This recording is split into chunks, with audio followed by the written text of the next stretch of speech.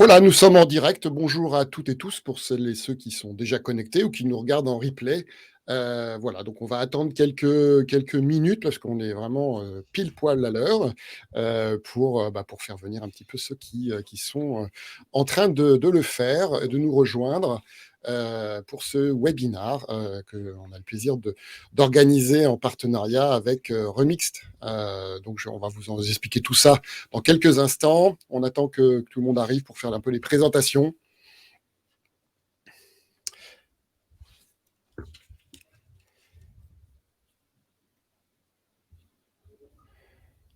Alors, on parle d'où, tiens, actuellement? Est-ce qu'on est tous sur Paris? Non, je crois que Lauriane, vous êtes Je aussi suis à sur Rennes. Paris? Non, À je suis à Rennes. Rennes. À Rennes. Tout Donc, à fait. on a Rennes, Cédric, Lyon, Lyon, Maxime, Paris.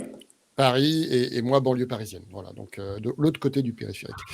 Donc, je dois être un provincial, je pense, pour les Parisiens. Donc, j'espère que vous allez bien tous les trois. Encore merci de participer à ce webinaire qu'on va commencer assez rapidement. D'ailleurs, je propose qu'on fasse un très rapide tour de table de présentation de chacun. Donc moi, j'ai le plaisir d'être David Guillochot, DG, enfin j'ai surtout le plaisir d'être DG de Zest, puisqu'on m'a rien demandé quand je suis né. Et donc, bien entendu, je vais avoir le plaisir un peu de faciliter ce webinar, et en particulier avec Maxime. Bonjour, je suis absolument ravi d'être là. Merci à vous de l'avoir organisé, merci à Zest, merci à vous qui nous écoutez.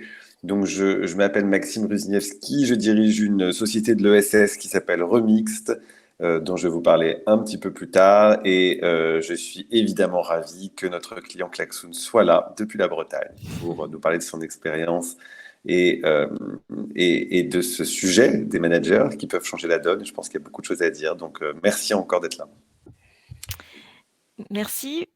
Bonjour à tous, donc je suis Lauriane, je suis en charge chez Klaxoon des équipes clients. Je suis ravie d'être avec vous aujourd'hui pour parler en effet de ce sujet passionnant pour les managers qui est la diversité et l'inclusion. Je vais situer rapidement ce qu'est Klaxoon. Notre mission chez Klaxoon, c'est d'aider les équipes à transformer massivement la façon dont elles collaborent au quotidien, dans tous les contextes, qu'on soit en présentiel, en distanciel, en mode hybride, et ce pour atteindre de très hauts niveaux d'engagement. Ce sujet de l'engagement, ça fait maintenant depuis 2015 qu'on l'adresse auprès de plus de 10 000 clients dans plus de 120 pays à travers le monde, et on s'est rendu compte qu'il y avait une vraie difficulté à faire en sorte que tout le monde participe, exprime son point de vue, et notamment dans le cadre des réunions. Et c'est pour ça, parce que c'est un vrai levier de performance pour les équipes et les entreprises, qu'on a décidé de travailler une suite d'outils qui va permettre vraiment d'inclure et d'engager l'équipe au quotidien. Et ça fonctionne dans tout type de moments de travail, que ce soit des workshops, des réunions, des rituels d'une équipe, etc. Et moi, chez Klaxoon, voilà, je m'occupe des équipes Customer Success qui sont vraiment là pour accompagner au quotidien nos clients dans la mise en réussite avec Klaxoon.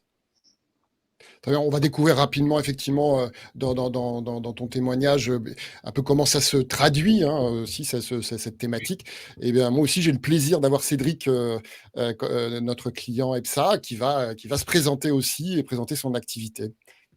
Bonjour à tous et puis merci pour l'invitation. Donc effectivement, Cédric Laurienne, je suis directeur d'engagement. Alors c'est pas forcément un titre qu'on a l'habitude de voir. Je vais prendre juste 30 secondes pour l'expliquer puisque le périmètre est parfois assez inédit. J'ai commencé ma carrière chez EPSA il y a 3 ans en tant que directeur RSE et puis au fur et à mesure, on a décidé que toute la gestion du capital humain devait être au sein d'une seule et même direction. Donc on a décidé d'intégrer tous les leviers de performance d'une entreprise, que ce soit la RH, la QVT, la formation, l'innovation, la com interne, le leadership, le développement RH et d'autres sujets. On a décidé de le mettre ça sous une seule et même thématique qui est l'engagement dans une entreprise qui est un petit peu particulière, pour dire 2 mots sur le groupe EPSA, qui est né il y a une vingtaine d'années, mais qui a vraiment pris son envol il y a maintenant 5 ans, puisqu'il y a 5 ans, on était 250 et on faisait majoritairement du conseil en achat indirect. Et 5 ans plus tard, et quelques LBO et quelques dettes levées, on est 1500 collaborateurs, une vingtaine d'entreprises qui ont rejoint, un peu plus d'une vingtaine d'entreprises qui ont rejoint le groupe sur les 3-4 dernières années, et puis un chiffre d'affaires qui a basculé, c'était 100% France il y a environ 5 ans, et aujourd'hui c'est quasiment 50%. Donc les sujets de gestion de capital humain et donc de diversité au regard des managers étaient certes présents il y a 5, il y a 10 ans, Mais aujourd'hui, avec une différence de culture d'entreprise incroyable et puis avec 1500 collaborateurs, c'est un sujet au quotidien, effectivement, que je pilote avec mes équipes, mais on pourra en parler juste après. Super, merci à tous les deux d'avoir accepté de témoigner. Effectivement, sur ce sujet qui, bon, on va pas, bien entendu, je crois que c'est pas nécessaire, même s'il faut le faire à chaque fois quand même, rappeler l'importance de la diversité et de l'inclusion au sein des organisations, en et de toute façon, même les salariés hein, sont particulièrement, on va dire, sensibles aussi à ça et à son importance, comme la statistique que je vous présente en haut l'exprime. Par contre, voilà, deux points, autres statistiques qui sont justement un peu les raisons pour lesquelles on est là aujourd'hui, qui n'est pas forcément d'être que sur la sensibilisation, mais être beaucoup plus sur l'action, hein, concrètement, et avec le rôle du manager. C'est la première chose, c'est que les mêmes salariés ont un peu le sentiment que, eh bien, si c'est très important pour eux, ils sont un peu moins convaincus de la capacité de l'organisation, dans la politique RH en particulier, eh bien, à les mettre en œuvre, à en prendre en compte. Donc, ça va être un des sujets en filigrane, hein, comment la diversité, quelque part, s'infuse dans l'organisation, dans le management de l'entreprise. Et puis, 53% des collaborateurs, ça c'était un sondage de Glassdoor, donc pas uniquement français, qui pensent que le manager joue un rôle actif dans la promotion de la diversité au travail.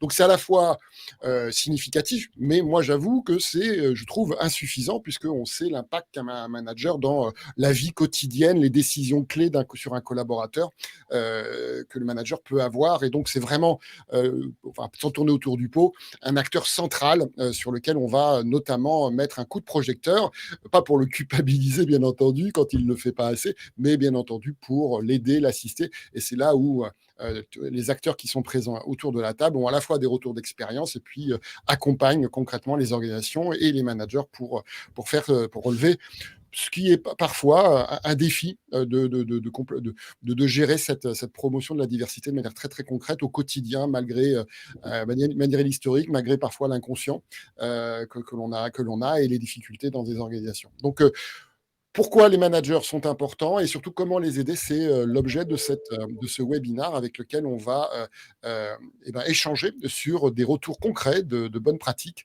avec ces deux entreprises qui ont accepté de témoigner, EPSA et Klaxoon. Donc, je vous propose de commencer et de vous laisser un peu la place sur ce partage d'expériences sur les différentes thématiques. Et Maxime, on va commencer effectivement par les rendez-vous clés du management, je crois. Absolument. Vous m'entendez bien? Oui. Parfait. Donc, Lauriane, pardon, j'ai un petit bug, j'ai l'impression. Non, c'est bon, je vous entends bien. Lauriane, est-ce que toi, chez Klaxoon, il y a déjà des rendez-vous donc, qui ont été mis en place? Moi, j'ai pu suivre votre activité en termes de D&I ces derniers mois. J'ai vu que vous étiez extrêmement proactif sur ces sujets. Est-ce que tu peux nous en dire plus sur la dernière initiative qui vous a, qui t'a marqué et qui a fait que le sujet a pris une place prépondérante chez vous? Oui, alors, je pense qu'on a pas mal d'axes qu'on a travaillé, dans ce qu'on appelle les rendez-vous clés du management, que ce soit, sur la partie plutôt recrutement, sur la partie, plutôt évaluation annuelle et puis je dirais aussi dans le quotidien finalement des managers. Si je commence par le quotidien, on a, avec Remix, on a beaucoup travaillé sur la sensibilisation, sur ces sujets diversité et d'inclusion. On a fait, plusieurs campagnes et on en fait, vraiment très régulièrement sur des sujets, qui sont très importants comme, les plus récentes sont le sexisme ordinaire, l'inclusion de handicap, notamment l'handicap invisible, les enjeux de la parentalité. On a fait plein d'autres choses sur sur d'autres thématiques. Et vraiment, les managers, on les a armés pour être des relais de ces programmes.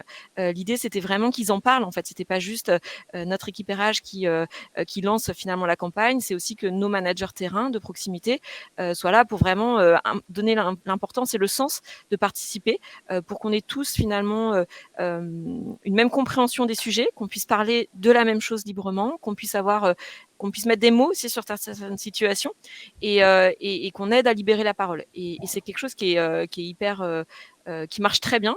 Moi, sur le sujet notamment du handicap invisible, on a eu des effets directs. On a des personnes des équipes qui sont venues vers leur manager, qui ont expliqué des choses qu'ils n'avaient jamais forcément expliquées jusqu'à présent. Et les managers, on les a vraiment coachés pour être à l'écoute et pour chercher des solutions. Parce que l'idée, c'était de dire, voilà, il faut accueillir finalement toutes les situations et on ne peut que trouver des solutions. Et aujourd'hui, on a une vraie agilité, on sait adapter des horaires, adapter un emploi du temps, adapter des missions et on le concrétise vraiment comme ça pour que finalement ces sujets permettent de créer une certaine proximité entre manager et manager et une capacité vraiment à pouvoir tout gérer. Donc ça, c'est vraiment sur le quotidien. Pardon. Non, vas-y, je t'en prie. Je voulais du coup revenir sur la partie recrutement qui, je pense, est clé et sur lequel on est ultra sensibilisés, nous les managers, avec nos équipes RH. Alors d'abord, on a fait des choses très simples comme faire attention à nos offres. On a bien sûr mis de l'écriture inclusive dans toutes nos offres.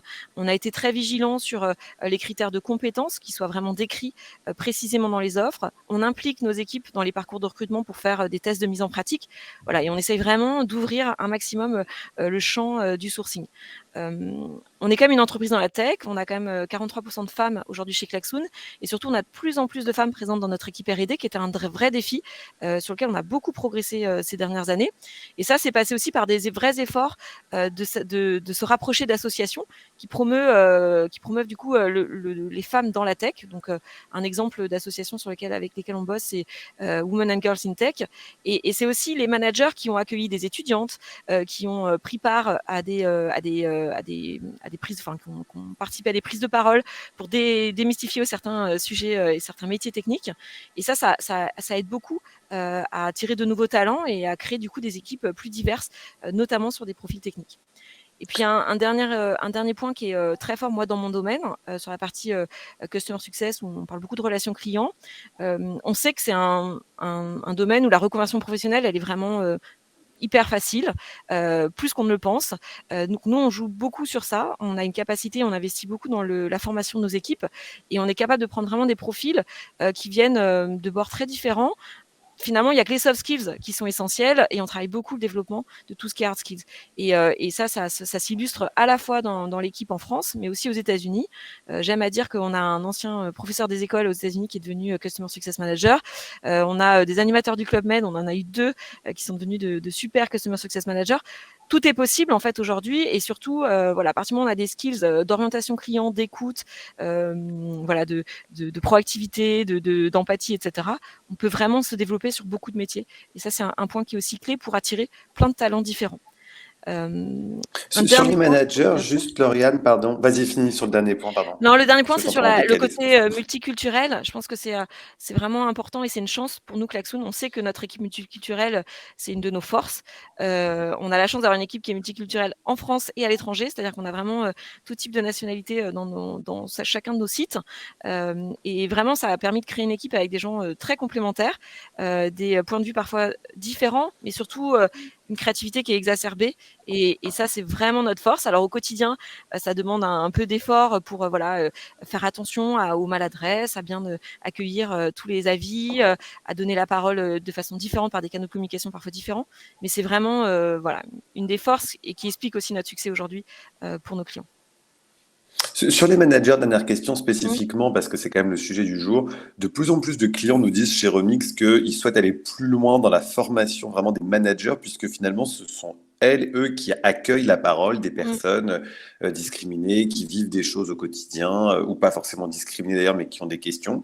Est-ce que c'est un sujet aussi chez vous, la formation des managers et comment finalement les outiller? Parce que c'est pas évident de répondre à ces questions. On n'est pas formé à ça. Alors, je suis désolé, ça, c'est le prochain sujet. Pardon. Alors, j'y répondrai juste après, du coup.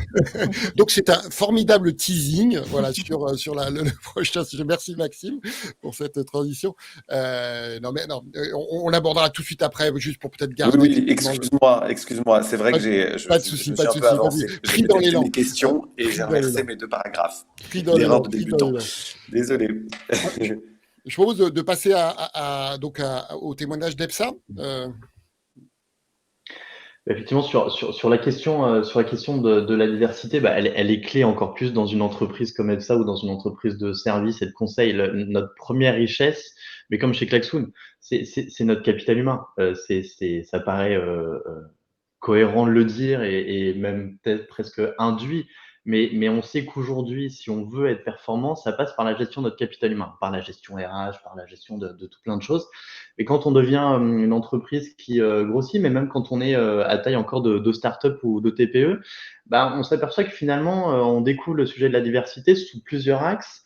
Il y a un axe qui est, je crois, législatif et réglementaire. Et je crois qu'aujourd'hui, en France, on a la chance de faire partie de ces pays, en tout cas en Europe et dans le monde, qui nous incitent, notamment sur la question de handicap, sur la question de l'égalité femmes-hommes, avec soit avec des index, soit avec des contributions financières. Si on n'a pas un pourcentage, je pense notamment à la loi handicap, si on n'a pas ce pourcentage de personnes ayant une RQTH, on doit avoir une contribution financière. Bref, on est dans un pays qui, historiquement, nous invite à inclure de la diversité, pas juste pour une question de bienséance et de bien-pensant, mais pour une question de performance. Et je crois que du coup, la manière dont on aborde le sujet, il est un peu différent que d'autres pays en Europe ou dans le monde.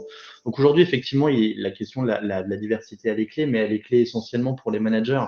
Où chacun l'a à peu près dit, c'est un manager, ça correspond entre 50 et 70% de la variation de l'engagement d'un collaborateur. Donc si cette personne-là, elle n'est pas armée, elle n'est pas outillée à comprendre ce qu'est la diversité et comment elle peut être vecteur de performance, on a une gestion du capital humain qui est assez compliquée. Et puis souvent, ce qu'on dit, pour faire le lien avec le manager, c'est qu'on intègre une entreprise, mais on quitte un manager. Et donc là, effectivement, on est en plein dedans, puisqu'on est sur un sujet qui est même très personnel, d'appréhension de l'autre, contrairement peut-être à d'autres sujets plus portés parfois par la RSE ou par d'autres, que peuvent être l'environnement, bref, ces questions d'empreinte, ces externalités que l'entreprise génère. Donc aujourd'hui, chez EPSA, on a décidé de s'attaquer à certains sujets de manière un peu plus forte que d'autres. Déjà, on a décidé d'assumer le mot est pas très joli, mais les segments de la diversité sur lesquels on souhaitait investir du temps et de l'argent et du temps.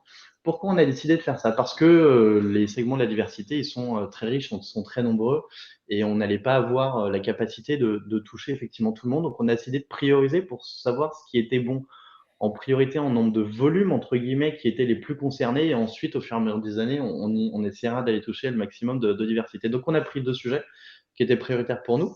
Le sujet de l'égalité femmes-hommes. Alors, je pourrais me contenter de dire qu'on a une parfaite parité, puisqu'on a 53% de femmes et 53% de femmes et 47% d'hommes. Je pourrais dire qu'on a fait le job. Non, pas du tout.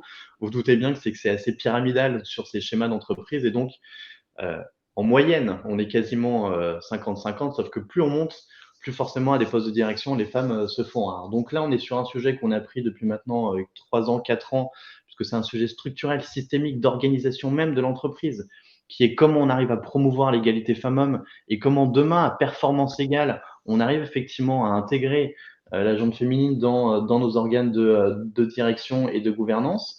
Et ça prend du temps et ça passe effectivement par les managers et je reviendrai là-dessus. Le deuxième segment de la diversité qu'on a décidé d'attaquer aussi fortement, c'est celui du handicap. On le sait, à partir d'un certain nombre de collaborateurs, on doit avoir un pourcentage de collaborateurs en situation de handicap dans nos effectifs. Sinon, il y a une contribution qui est versée à la GFIP, qui est le pôle emploi des personnes en situation de handicap. Et la contribution, elle se chiffre en dizaines, voire parfois en centaines de milliers d'euros, puisque c'est le nombre d'ETP manquants ayant une RQTH fois le SMIC horaire fois 400, 500 ou 600 fois, puisque ça dépend de la taille de l'entreprise. Donc là, c'est un effet financier direct sur lequel, probablement, certains DAF qui sont peut-être parfois plus éloignés des considérations RH et qui sont peut-être plus financiers regardent forcément. Donc, on a décidé de s'attaquer aussi à ça en passant de nouveau par une clé de voûte qui est celui des managers, à la fois sur la formation, mais aussi sur l'incentive financière. Donc, on a pris ces deux axes-là qui ont été prioritaires pour nous. Et puis, je reviendrai peut-être dessus après sur d'autres sujets. On fait en sorte, notamment via l'outil Zest, que chaque année, on puisse réguler ces priorités en termes de diversité. C'est-à-dire qu'on demande à nos collaborateurs, et j'approfondirai ça après, on demande à nos collaborateurs quelle est la priorité pour eux, quel est le sujet de société en interne lié à la diversité sur lesquels on doit s'engager. Et c'est important pour nous de ne pas se dire il nous paraît évident non, on va demander en fait à ceux qui sont concernés, ceux qui vont bénéficier de ces programmes parfois de formation et d'accompagnement, leur avis pour pas se planter sur les publics qu'on peut toucher en interne. Donc voilà grosso modo ce qu'on fait chez EPSA et notre perception de la diversité et la manière dont on va le gérer dans notre quotidien. Merci pour ça. Et donc, du coup, on va passer au sujet suivant, qui est sur la montée. On l'a vu en filigrane, hein, Maxime. Il y avait un sujet sur les compétences. Absolument, désolé, je me suis un peu embourbé dans mes notes. Donc, comme je le disais tout à l'heure, c'est vrai qu'on a chez nous, mais comme partout, un delta entre l'importance de ce sujet de la diversité et inclusion en entreprise, le fait que de plus en plus d'entreprises veulent que leurs salariés soient sensibilisés. Bon, déjà parce que sur certains sujets comme l'égalité femmes-hommes, c'est une obligation, mais aussi pour améliorer le vivre ensemble et protéger sa réputation employeur. Ceci étant dit, les managers sont en première ligne pour accueillir ces paroles et parfois, les entreprises se trouvent un peu démunies face aux interrogations que certaines soulèvent. Donc, qu'est-ce qu'on peut faire, Lauriane, pour les outiller et faire en sorte qu'elles soient à l'aise pour accueillir ces paroles? Alors il y a 2 axes, selon mon expérience. Il y a d'abord bien sûr la formation. On a la chance nous d'être dans une phase de croissance, donc on promeut aussi, de nouveaux managers et on a un cycle de formation, avec vraiment, des moments clés autour de ces sujets diversité et d'inclusion.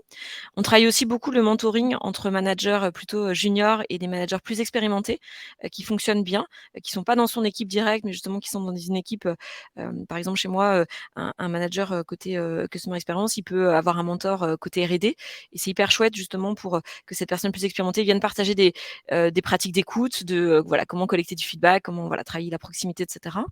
Et puis aussi c'est le quotidien. Alors, nous on a la chance d'avoir un outil, qui est un outil inclusif puisque c'est un outil qui va chercher, l'engagement, des collaborateurs et la participation de tous par des canaux justement de communication et de participation différentes et ça bien sûr on se l'est auto-appliqué à nous-mêmes. C'est-à-dire on a créé, sur Board qui est notre activité principale, des templates, donc des modèles, pour animer, des one-one de qualité. Un one-one de qualité, c'est pas juste le manager qui parle et voilà, c'est d'abord quelque chose qui est préparé en amont avec, chacun qui va, venir, participer et mettre des éléments de discussion.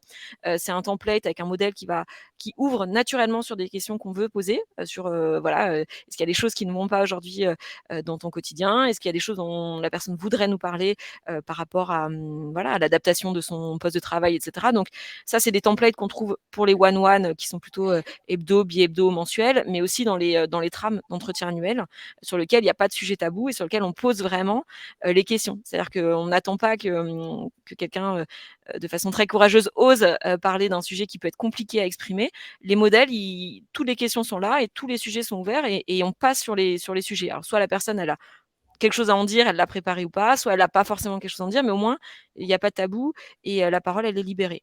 Donc ça, c'est vraiment, la façon de faire, de collecter vraiment un maximum de feedback. Et puis ensuite, eh ben, il y a la mise en action. Donc la mise en action, c'est aussi, c'est aussi, pour les managers de pas se sentir isolés. On est, très proche de notre équipe, RH, enfin qui sont avec nous au quotidien. On croit beaucoup au fait de travailler ensemble, en binôme parce que c'est ça qui assure de trouver les meilleures solutions, pour chaque personne de l'équipe. Donc on est bien sûr perfectible, on travaille beaucoup, c'est un autre sujet sur comment encore améliorer, mais en tout cas on cherche vraiment, à entendre les salariés et à trouver des solutions ensemble. C'est vraiment ça la clé des valeurs aujourd'hui. Dernière question peut-être, parce qu'on parle beaucoup de diversité et inclusion, mais ça peut paraître un peu gazeux parce que parfois ça recouvre des réalités très différentes. Est-ce que chez Klaxoon, une thématique émerge plus qu'une autre, et si oui, laquelle? Alors je pense que, comme dans beaucoup d'entreprises aujourd'hui, la thématique, homme-femme, elle est, très prégnante, elle est importante et aussi parce que nous, on est une entreprise de tech et on croit, que les femmes ont leur place dans la tech et qu'il faut leur donner et il faut, les favoriser. Moi, j'ai la chance d'être dans une entreprise où, voilà, on est aujourd'hui que 250, mais en tout cas, on a une représentativité des femmes sur vraiment tous les types de postes, et à tous les niveaux, donc ça, c'est hyper important. La parentalité, c'est un sujet qui est très clé aussi pour nous, parce qu'on est une entreprise, quand même assez jeune et moi, je suis ravie, d'avoir plein de profils On a qui travaillé deviennent dessus parents. ensemble. Voilà, on a travaillé dessus et on a plein de profils dans nos équipes qui sont devenus de jeunes parents. Et en 2015, on en avait beaucoup moins et on en a beaucoup plus aujourd'hui. On a travaillé sur plein de choses pour aider le quotidien, faire en sorte que même en étant jeunes parents, on se sente bien, qu'on puisse continuer à avoir une carrière qui progresse. Nous, on a promu des gens qui partaient en congé mater avant de revenir. On a trouvé des partenariats pour avoir des places en crèche. Enfin, on fait aussi beaucoup de choses parce que c'est ça, en fait, notre équipe, elle grandit avec l'entreprise, elle se diversifie. Il y a des problématiques de parentalité, des problématiques d'hommes-femmes, il y a aussi des problématiques de handicap, notamment invisibles. Et on essaie vraiment, sur tous ces axes-là, de trouver des bonnes idées. Alors, parfois, elles sont tout de suite bonnes et elles se développent très fortement. Parfois, il y a des choses qui vont moins bien fonctionner. C'est aussi la capacité à se remettre en cause et surtout à se dire qu'il faut, comme tu le disais, Cédric, le capital humain, c'est une force. Moi, en tant que manager, j'en suis plus que convaincue.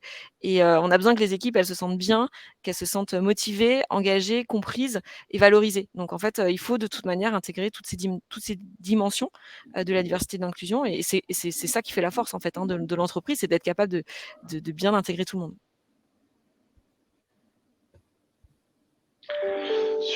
Sur la partie EPSA, alors je crois que Lauriane t'a dit effectivement ce qui était nécessaire de faire. Je crois que les compétences, en fait, elles s'acquièrent dans le temps. Et je crois qu'il faut juste aussi accepter que c'est pas en ayant fait peut-être juste une formation de 24 heures ou 48 heures que ça y est, on va avoir des managers qui promeuvent la diversité.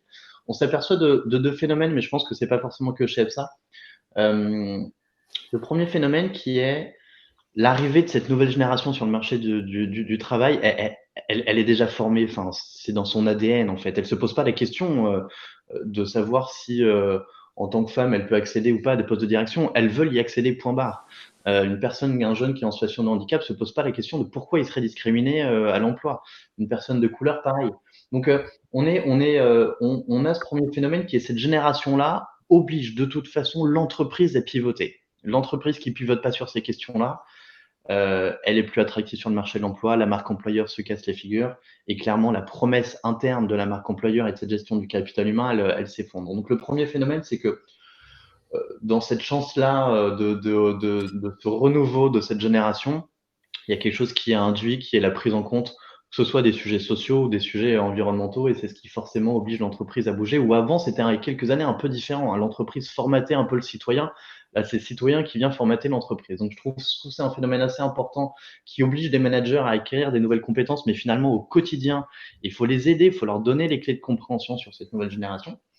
Et puis, deuxième phénomène, c'est qu'effectivement, on va aller toucher des personnes qui parfois le sujet de la diversité est un sujet profondément personnel et aussi un sujet de conviction. Et ce qu'on essaie d'expliquer, en tout cas chez EPSA ou chez nos clients, puisqu'on est une entreprise de conseil, quand on parle de ce sujet avec certains de nos clients, c'est que finalement, on n'est pas là pour leur dire ce qu'il faut faire, on n'est pas là pour leur créer des convictions, on est là pour leur faire comprendre que leur responsabilité d'employeur, c'est de donner toutes les conditions de performance à leur capital humain.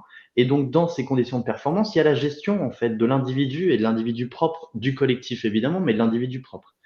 Et donc, sur ces compétences-là, on a fait quelque chose. Alors, je ne sais pas si c'est un exemple à reproduire, mais on a décidé effectivement que pour le top leadership du groupe et le plus grand directeur du groupe, à défaut de pouvoir les former, les sensibiliser, parce qu'on sait très bien l'agenda de chacun, et ils prennent, je ne parle pas forcément que d'EPSA, mais d'une manière générale, ils prennent ce sujet comme plein d'autres sujets sur lesquels on n'a pas forcément le temps même de s'y intéresser. On leur a déjà rappelé ce que c'était que l'obligation quand on est mandataire social et quand on est employeur de faire face et de travailler et de créer le confort sur les questions de diversité. Il y a un cadre juridique là-dessus, sur les questions de discrimination, etc. Déjà, on leur rappelle que c'est un sujet qui ne doit pas exister en entreprise et il y a des dispositions pénales et légales derrière. Et puis, on a décidé d'envoyer à la fois un signal fort à nos collaborateurs, mais aussi auprès du top leadership en disant finalement aujourd'hui l'entreprise elle est objectivée sur quoi? Elle est objectivée sur ses résultats financiers, son PNL, son EBITDA, sa rentabilité, etc.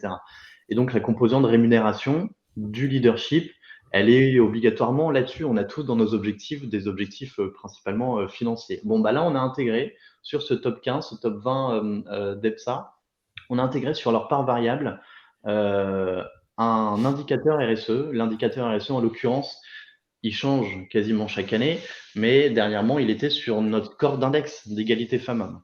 Pourquoi est-ce que c'est important? Parce qu'on vient finalement intégrer dans ce pourquoi on est payé, donc c'est faire notre boulot, mais on intègre dans la composante de rémunération juste un critère humain qui paraît sensé, mais qui l'est pas. On met quand même des garde-fous pour faire en sorte que ces directeurs-là disent pas ensuite à leurs équipes, vous êtes sympa, mais j'ai un pourcentage de ma rémunération qui est indexé là-dessus, donc faites votre travail. Mais qui plutôt te dire, OK, il faut que je comprenne le travail, le sujet, il faut que j'aille sur le terrain, il faut que j'aille encore au plus près des équipes et que je puisse bosser là-dessus. Donc finalement, les compétences pour les managers, elles s'opèrent de deux manières. Elles s'opèrent à la fois par le bas, puisque la nouvelle génération arrive et les font évoluer au quotidien. Il faut leur donner les clés en les amenant sur le terrain et justement en les formant, et c'est ce que tu disais, Lauriane.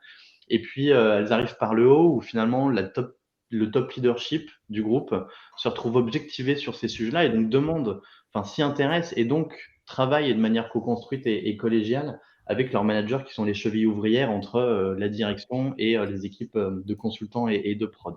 Donc, au-delà de la formation, je crois que pour résumer, ce sera mon dernier point, c'est surtout dans le temps, au contact vraiment de ce qu'est la diversité. Et puis, si en interne, on a du mal à appréhender, il y a toujours, et c'est aussi ce qu'a dit Lauriane sur les partenariats qu'elle peut avoir, il y a pléthore d'associations qui travaillent sur la question d'égalité des chances, que ce soit sur les femmes, sur le handicap, sur d'autres. Et je crois que là, c'est aussi un premier aspect important en disant si on a du mal à travailler le sujet en interne et on peut le comprendre, allons d'abord sur le terrain, allons de manière désintéressée et voir ce qui se passe dans des associations d'égalité des chances. Ça vient former finalement nos managers et puis ça fait entrer du coup la diversité chez nous. Donc on va sur le terrain, mais on la fait rentrer aussi chez nous pour s'apercevoir que c'est faisable, c'est possible et qu'on peut démystifier le sujet, puisque c'est encore un sujet qui parfois crée certains fantasmes, voire même négatifs, quand on parle de ces sujets de diversité en entreprise.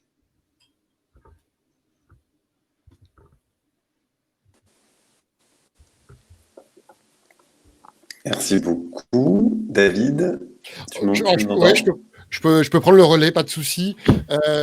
Donc effectivement, bon, on va arriver à ce troisième on va dire, sujet qu'on aborde. N'hésitez pas, je vous rappelle, à poser des questions, partager vos remarques, bien entendu. Et on l'a déjà évoqué d'ailleurs. Hein. Alors, dans un univers où les statistiques voilà, sont un sujet sensible en France, pour autant, il y a ce vieux principe, taper du bon sens, qui est que on n'améliore que ce qu'on mesure. Et donc, comment voilà, ça se conjugue dans vos organisations. C'est vrai que tu l'as déjà un peu abordé en filigrane. Je propose de partager sur ce point-là pour justement gagner le marathon, parce que quelqu'un l'a dit, c'est pas un sprint qui va finir les choses, c'est plutôt plein de sprints qu'il va falloir faire, et donc c'est sur la durée que ça s'inscrit, et la mesure peut être un allié dans cette animation sur la durée. On sait, tu as raison David, on sait que de toute façon, un des sujets là qui arrive, c'est la gestion de la data, entre guillemets, pour gérer le capital humain. Alors attention, la priorité, c'est la gestion du capital humain et c'est l'homme, et c'est l'humain. Mais finalement, cette composante data, elle est tout aussi importante pour prendre le pouls. Le sujet de la diversité est un sujet qui est pas rationnel. C'est un sujet qui est rempli d'émotions, qui est rempli même d'expériences personnelles. Donc, à capter, c'est très compliqué. Et donc, il n'y a pas de matrice, on n'apprend pas ça dans les bouquins. On apprend ça au contact, et on apprend ça avec des experts qui connaissent le sujet depuis plusieurs années et qui ont de l'expérience. Donc, ce qui est important, c'est effectivement de venir mesurer. Ce que permet Zest ou ce que permet cette logique de venir mesurer, c'est encore une fois de prendre le pouls au plus près, de le prendre sur le terrain. De plusieurs manières, nous, on a décidé chaque année de déployer ce qu'on appelle notre Global Employee Survey. C'est une enquête d'un peu moins d'une centaine de questions qu'on envoie à tous les collaborateurs français et internationaux, qui est totalement anonyme.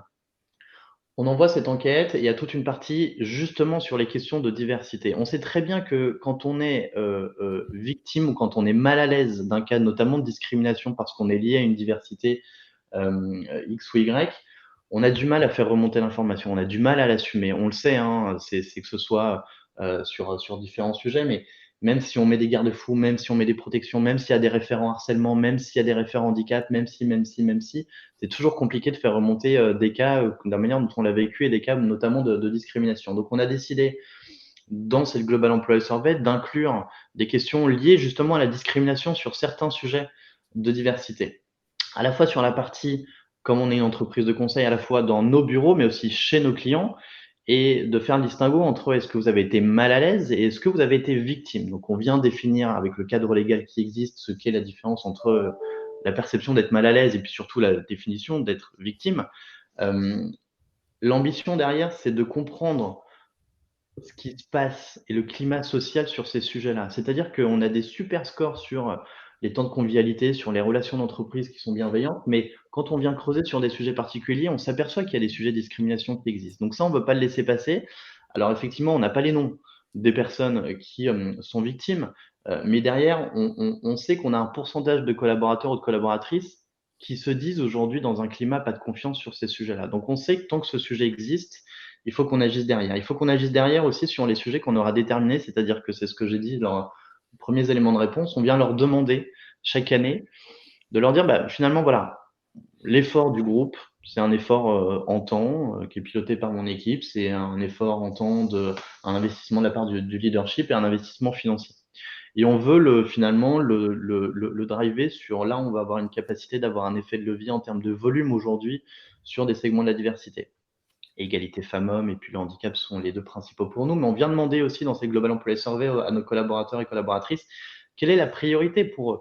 Donc on leur met une certaine liste, entre guillemets, qu'on identifie nous comme étant des cas potentiels de discrimination ou en tout cas des segments de la diversité pour savoir si aujourd'hui il faut qu'on travaille beaucoup plus sur les convictions religieuses, sur la communauté LGBT, sur l'égalité femmes-hommes, sur le handicap, sur d'autres sujets. Ça nous permet, nous, de comprendre les attentes de nos collaborateurs, de le corréler avec finalement les cas de discrimination. Est-ce qu'il y a beaucoup plus de cas de discrimination, que ce soit mal à l'aise ou que ce soit victime, sur la question du genre, sur la question de l'orientation sexuelle, sur la question de l'orientation religieuse. Bref, la corrélation de ces réponses-là nous permet, a priori, de ne pas trop se planter sur l'investissement qu'on va devoir mettre sur tel ou tel segment. Pourquoi c'est important et pourquoi on le mesure? Parce qu'on sait que c'est un sujet qui est de fond dans de nombreuses entreprises et on sait que c'est compliqué de le mesurer. On n'a pas des questions de quotas, entre guillemets. Alors, on a des index, on a des plafonds sur certains sujets, mais on sait que d'une manière générale, contrairement par exemple aux États-Unis où on peut avoir des quotas absolument sur tout, hein, là où en France, on ne peut pas, et c'est peut-être mieux comme ça d'ailleurs, mais on veut quand même prendre la perception de chacun pour comprendre le climat social et ensuite orienter une grande majorité des actions. Donc, la mesure, elle crée cette dynamique-là d'amélioration qui est évidente. Et je termine là-dessus, qui est mon dernier point, qui est parce qu'on vient les interroger, on crée chez eux une attente de réponse. Donc, c'est un moyen pour moi d'obliger l'entreprise à dire, ouais, maintenant qu'on les a interrogés, et en l'occurrence en France, on est 700, et quand on a 600 collaborateurs sur 700 qui répondent à Global Employee Survey, et qui nous disent, c'est ce sujet-là sur lequel vous devez agir, on a créé une attente. Donc, on doit répondre. Donc, on est forcément dans une dynamique d'amélioration. On prend le pouls sur le terrain, on consolide les résultats, on les croise, ça reste anonyme, et derrière, on flèche des plans d'action suivant les entités, suivant les segments de la diversité. Donc, voilà comment on essaie de faire en sorte que la data, par cette mesure, elle permet d'être dans un effort continu dans le temps et de pouvoir se réguler, réajuster quasiment annuellement sur les sujets de diversité et de performance du capital humain.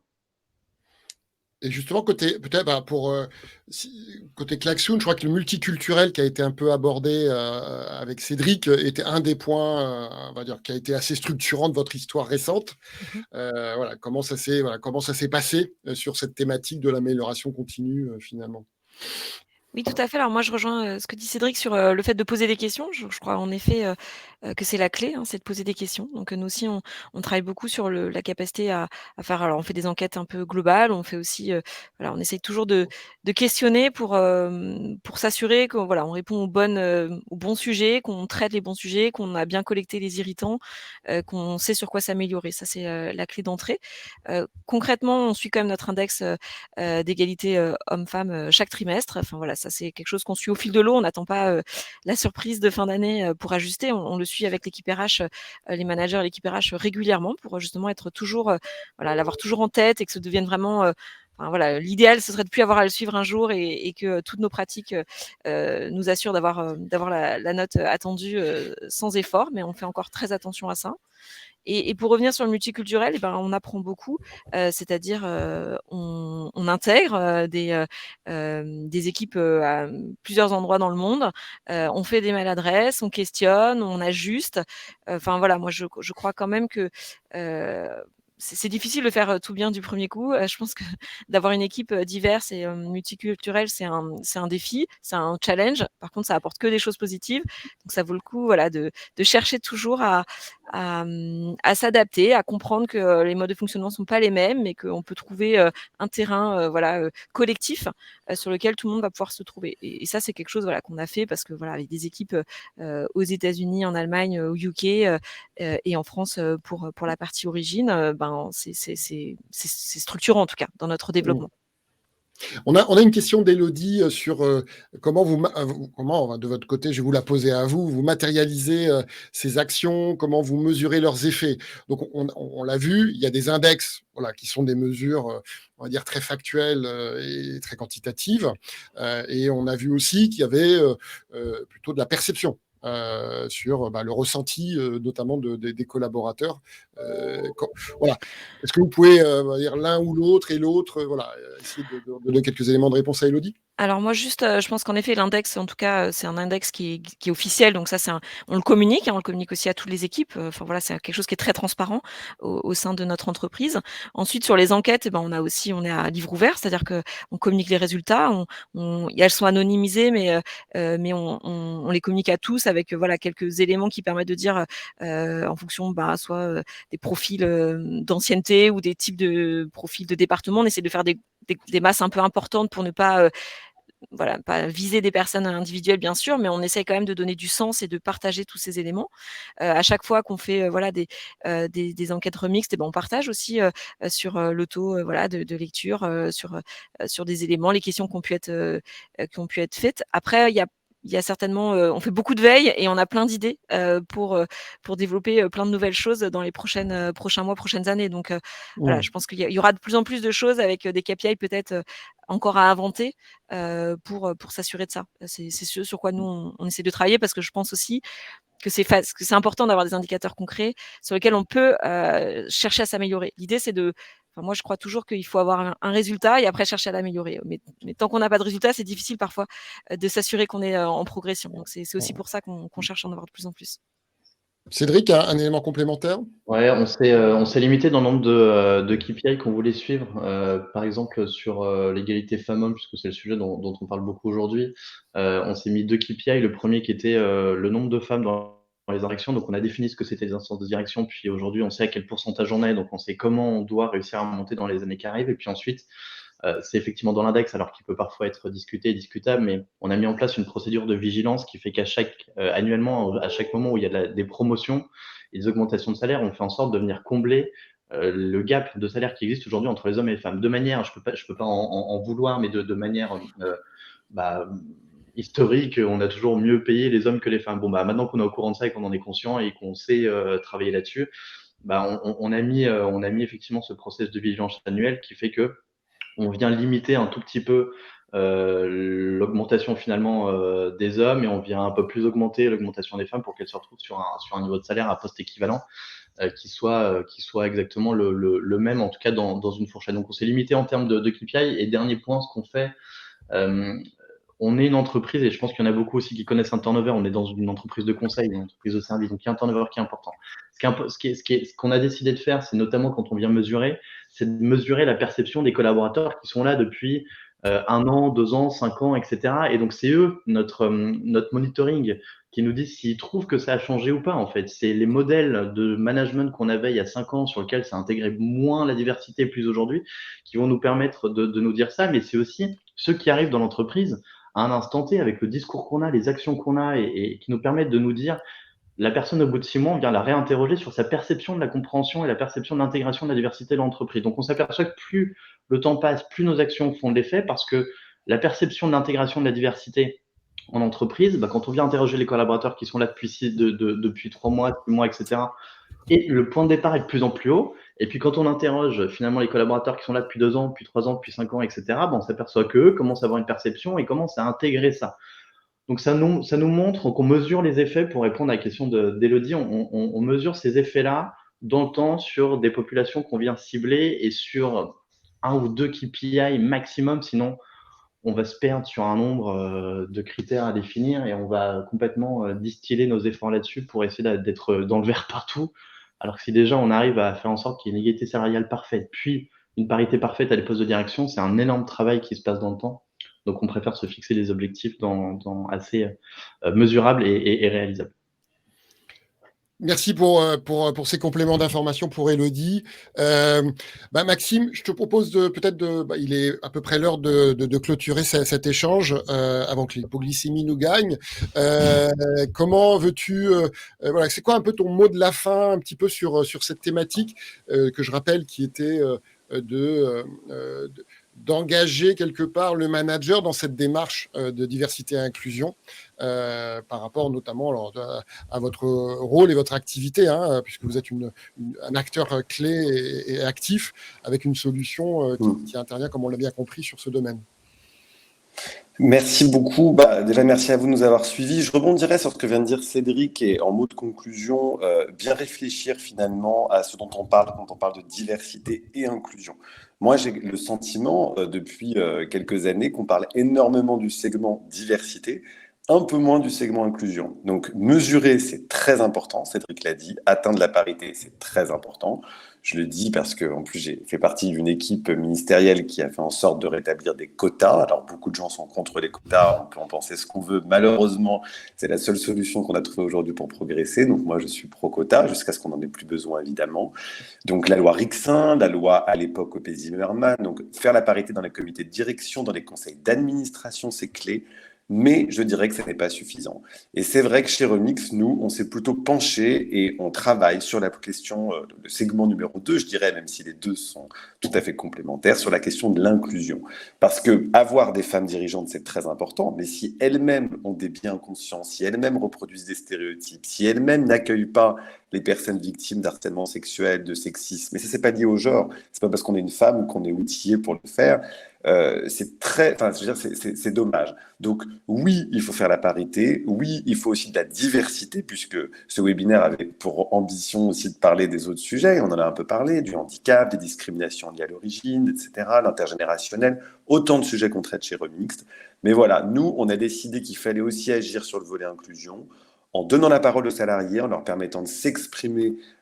Lauriane l'a dit tout à l'heure, c'est un point très important chez nous pour faire de l'intelligence collective, mais surtout en donnant des clés, des outils pour réagir en tant que témoin, réagir en tant que victime, connaître le nom de son référent harcèlement. Voilà, autant de clés qui sont indispensables, je pense, pour faire de la diversité et inclusion quelque chose, non pas seulement d'objectiver, et c'est très important encore une fois, je ne dis pas que ça ne l'est pas, mais aussi un sujet de réflexion permanente et pas seulement une question de chiffres.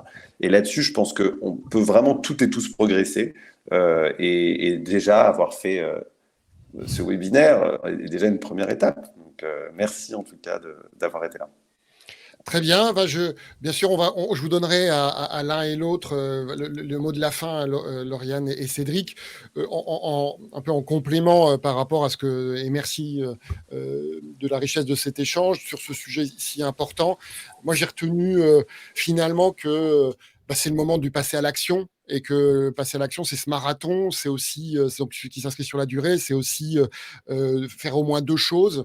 Mieux équiper les managers, et la prise de conscience fait partie de ce cycle-là, c'est le début, mais il faut aller au-delà. La formation, c'est important, mais c'est aussi de leur donner des informations qui leur permettent effectivement de prendre conscience d'un certain nombre de choses. C'est peut-être même aussi de les incentiver dans certains cas par rapport à leurs priorités qui prennent la majorité de leur bande passante ou de leur jus de cerveau parfois, qui sont des priorités business ou des responsabilités de mandataire social pour le top management, comme l'a évoqué Cédric. Et puis, c'est des rituels. On l'a évoqué avec Lauriane aussi. C'est des rituels. Pour ça, il faut les équiper. C'est-à-dire que les entretiens annuels ne sont absolument pas, par exemple, éclairés par ce sujet d'inclusion. On écoute très peu le collaborateur. On est très centré sur des sujets. Et donc, l'empathie, quelque part, doit rentrer dans les rituels de management et qui sont des rituels aussi qui peuvent être structurés. Donc, c'est vraiment équiper les managers en termes de compétences et de données et de process. Et puis, je crois qu'il y a vraiment un point qui est important, c'est que il faut engager l'ensemble de l'entreprise et et écouter globalement dans l'entreprise. J'ai adoré l'histoire de faire bien sûr le diagnostic de ce qui se passe, mais c'est aussi d'être en attente de priorisation pour pouvoir justement responsabiliser y compris les collaborateurs et les managers, parce que finalement, c'est dans les actions concrètes, dans le quotidien, dans les process de recrutement, dans les process de formation, de décision de carrière, que les choses se feront. Et donc, c'est tous les jours presque l'inclusion se vivra. Et pour ça, il faut que ce soit une démarche d'engagement et donc orientée sur des actions concrètes. Lauriane, Cédric, votre mot de la fin par rapport à ce sujet. Voilà, vous êtes libre, hein, si vous avez un conseil, si vous avez une envie particulière par rapport à ce sujet, allez-y. C'est pour la postérité. Ok, je commence du coup. Écoutez, j'étais ravie de participer à cet échange.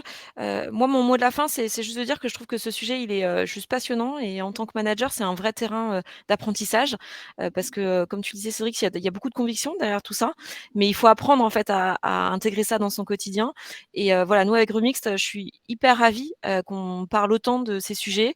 Alors, au-delà du fait que nos équipes et moi-même, on aime beaucoup ce qui est proposé, et je trouve que ça démystifie beaucoup de sujets, ça met beaucoup d'humour sur des sujets voilà, dont il faut qu'on arrive à parler beaucoup plus simplement. Et vraiment, je trouve ça chouette que moi, dans mon entreprise, on ait envie vraiment de libérer la parole sur tous ces sujets. Ça crée une ambiance beaucoup plus simple et beaucoup plus voilà, facile, je trouve, dans le quotidien, de savoir qu'on peut parler de tout ça. Et maintenant, pour les managers, c'est un vrai terrain d'apprentissage parce qu'en fait, il faut être sensibilisé, puis il faut après savoir accueillir. Et ce que disait Maxime est très vrai, c'est qu'une fois qu'on a compris qu'il y a plein de sujets qui concernent tout un chacun, comment on fait en sorte que tout le monde arrive à bien trouver sa place, à bien se sentir à l'aise, à bien collaborer avec ses contextes de vie, ses contextes personnels. Et franchement, c'est quelque chose qui n'est pas du tout fini, en fait. On a plein de nouvelles idées à mettre en place, on a plein de choses à expérimenter. Et voilà, je pense que pour les managers, c'est quelque chose d'hyper riche et qui nous rapproche aussi de nos équipes et qui crée vraiment des ambiances de travail qui sont uniques quand on a vraiment la possibilité de partager tous ces sujets. Merci beaucoup parce que c'est une note positive, hein. Parce que souvent, c'est un peu lié c'est des contraintes, il faut prendre ça en compte, il faut faire attention à ça, il faut faire à ça. Et les managers, la pression est déjà pas mal. Et donc, là, ce que tu dis, et c'est important de le rappeler, c'est aussi une opportunité, quelque part, de mieux faire et dans le bien-être aussi de l'équipe, quelque chose qui va être bénéfique aussi pour le manager. Cédric, ton mot de la fin? Je vais essayer d'être tout aussi positif. Alors, je crois pour que ce soit un non-sujet dans quelques années, il faut que ce soit un sujet aujourd'hui. Donc ça, c'est peut-être le point un peu négatif. Mais le point positif, c'est que les entreprises sont en train de s'éveiller et de se suréveiller, sur le sujet. Pas que les grosses boîtes, mais les PME, les ETI et les TPE. Donc ça, c'est bon de le savoir parce que ça crée un dynamique collectif.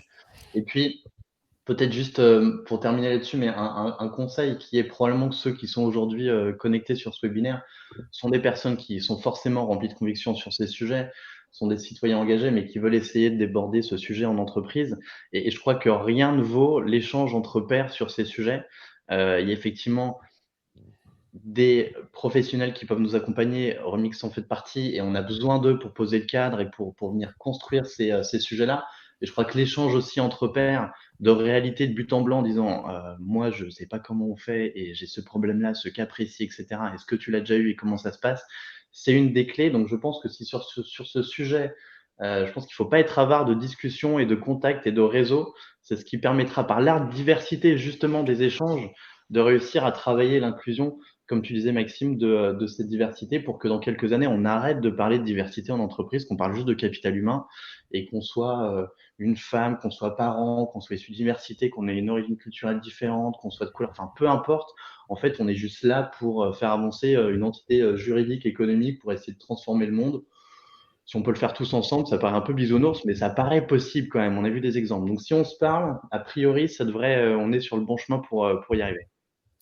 Merci à tous les trois pour avoir alimenté justement cette conversation et cette ouverture d'esprit et cette pollinisation, on va dire ça comme ça, qui se fait et qui, j'espère, apportera des idées, des envies, ne serait-ce que d'en reparler.